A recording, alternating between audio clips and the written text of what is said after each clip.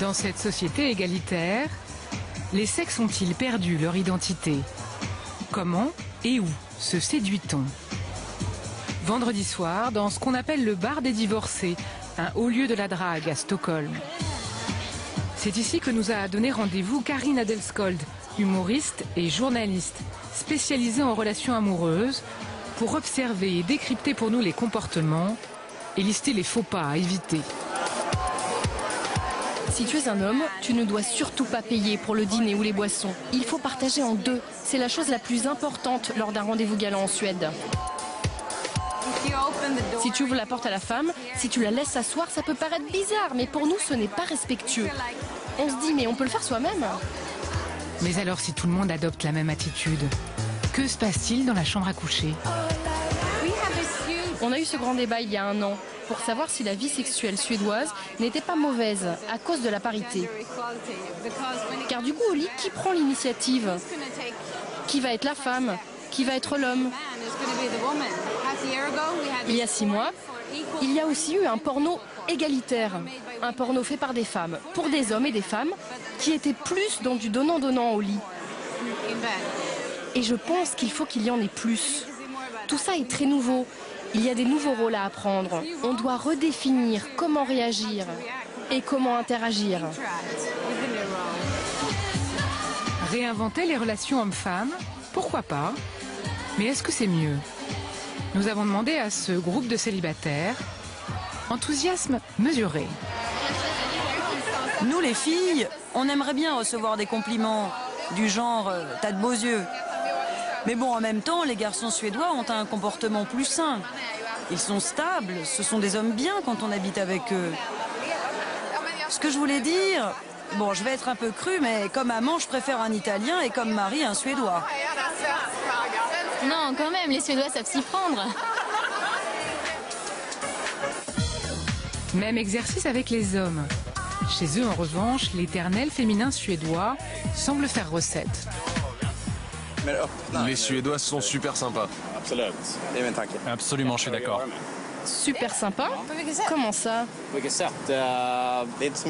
On n'a pas besoin d'être aux petits soins. Ah oui. La parité, ce n'est pas un problème pour vous quand vous voulez séduire une femme?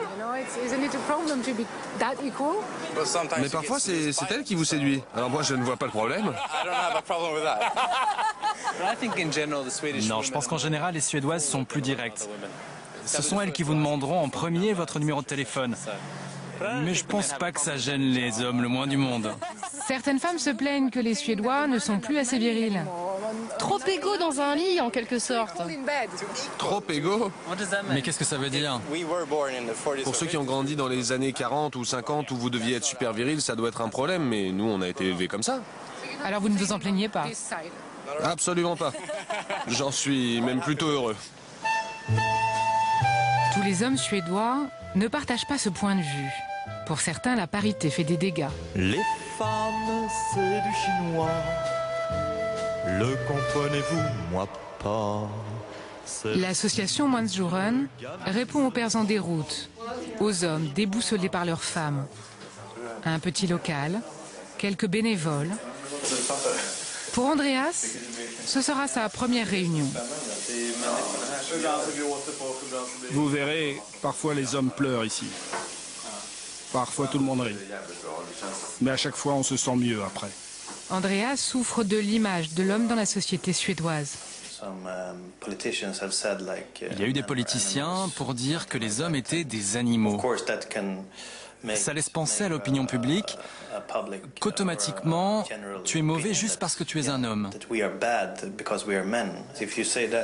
S'ils disent cela pour obtenir une société égalitaire, alors je pense qu'ils ratent leur objectif. C'est fou comme on peut se sentir mal parfois. Leurs souffrances, ils ont voulu les garder secrètes. Un seul, Lennart, 52 ans, a accepté de nous parler de son douloureux divorce. Je lui ai servi de babysitter. J'ai pris 4 mois de congé paternité pour m'occuper des enfants. Elle, pas un jour. Ça a été très bien pour sa carrière, moins pour la mienne. Et maintenant, elle se débarrasse de moi et veut les enfants pour elle toute seule. Je pense que ça peut être très difficile pour les hommes en Suède. Il y a les apparences, la famille idéale, le père en congé paternité, tout ça. Mais c'est complètement différent en réalité. Il y a des femmes très fortes qui en profitent pour écraser les autres. Ce n'est pas bien de promouvoir tout le temps les femmes à tout prix, car beaucoup d'hommes sont mis de côté du coup.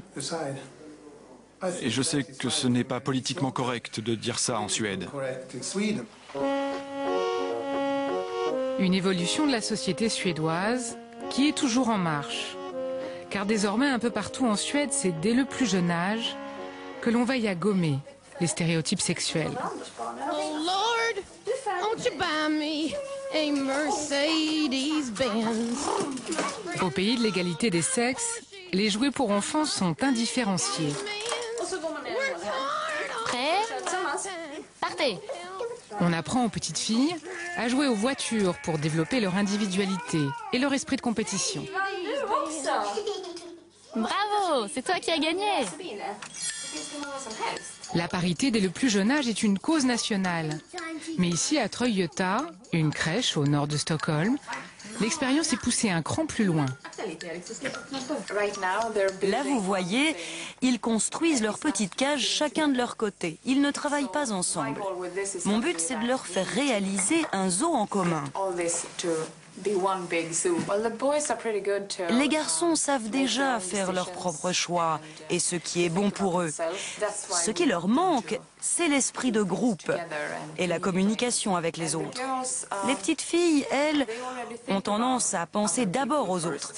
Elles ont plutôt besoin d'apprendre à décider pour elles et à assumer leurs choix.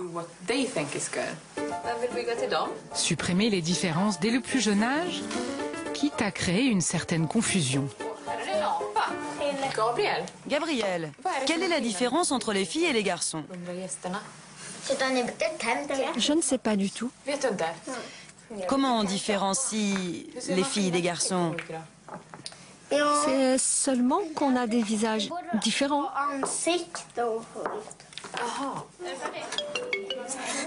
Tout est passé à la loupe. Les cours, la récréation et même les repas. Ici, filles et garçons mangent séparément, car l'équipe pédagogique a remarqué que les petites filles, conditionnées à prendre soin des autres, s'alimentaient moins bien. Les filles ne se concentraient pas sur leur nourriture et ne prenaient pas assez soin d'elles.